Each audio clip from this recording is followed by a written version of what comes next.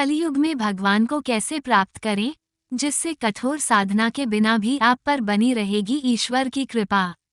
आज कलियुग का कहर किसी से छुपा हुआ नहीं है। कलियुग के इस घोर अंधेरे में नित्य मानवता को शर्मसार करने वाली घटनाएं होती है। ना तो कोई किसी की हत्या करने से चूकता है, ना ही धोखा देने से।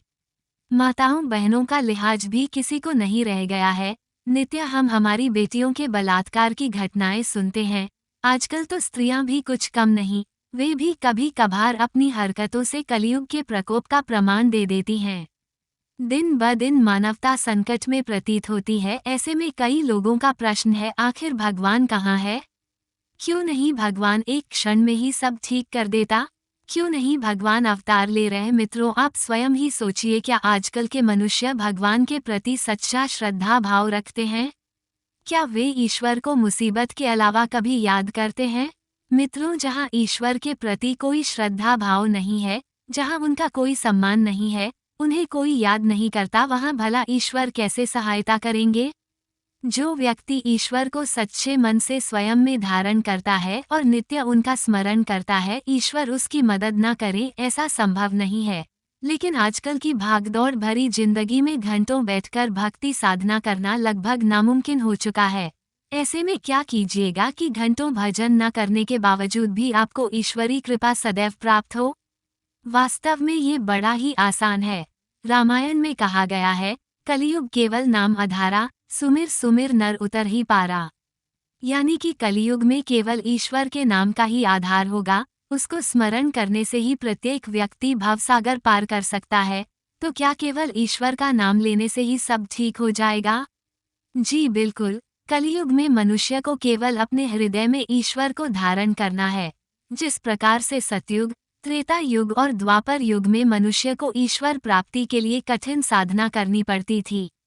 उन्हें वर्षों तक बैठकर तपस्या, यज्ञ और महाप्राणगण स्थापित करने होते थे। तब जाकर कहीं ईश्वर उन्हें उनकी इच्छा पूर्ण करने का अवसर देते थे। लेकिन कलयुग में केवल श्रद्धा मन से ईश्वर पर विश्वास करिए, उन्हें अपने हृदय में धारण कीजिए।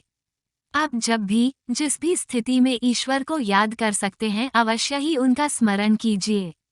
यदि आपने अपने जीवन में पाप भी किए हैं तो भी ईश्वर के स्मरण के द्वारा उनसे छुटकारा पाया जा सकता है। राजा परीक्षित के दरबारी चिकित्सक धन्वंतरी के अनुसार कलयुग में केवल ईश्वर के जाप से मुक्ति संभव होगी, लेकिन ये तभी प्रभावशाली होगा जब मनुष्य में स्वयं के द्वारा किए गए पापों का प्रायश्चित होगा और उन्हें कभी न दोहराने का संकल्प होगा।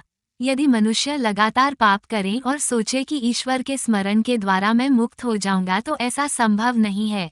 एक अहिंसक और श्रद्धावान जीवन जिए।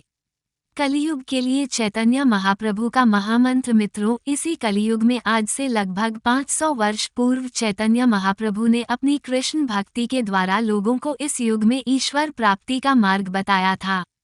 कहा गया है कि चैतन्य स्वयं श्री कृष्ण का एक अवतार थे और उनका जन्म केवल कलियुग में लोगों का मार्गदर्शन करने के लिए हुआ था। उन्होंने कहा था कि ईश्वर प्राप्ति से सुलभ कुछ नहीं और इससे दुर्लभ कुछ नहीं। चैतन्य महाप्रभु कलियुग वासियों को वरदान दिया था कि जो भी व्यक्ति मेरे बताएं इस मंत्र का उच्चारण करेगा, उसका जीवन निसंदेह सफल होगा। मंत्र इस प्रकार से है, हरे कृष्ण कृष्ण कृष्ण हरे हरे, हरे राम राम राम हरे हरे। देखने के लिए धन्यवाद। अगर आपको वीडियो पसंद आए तो कृपया सब्सक्राइब करें।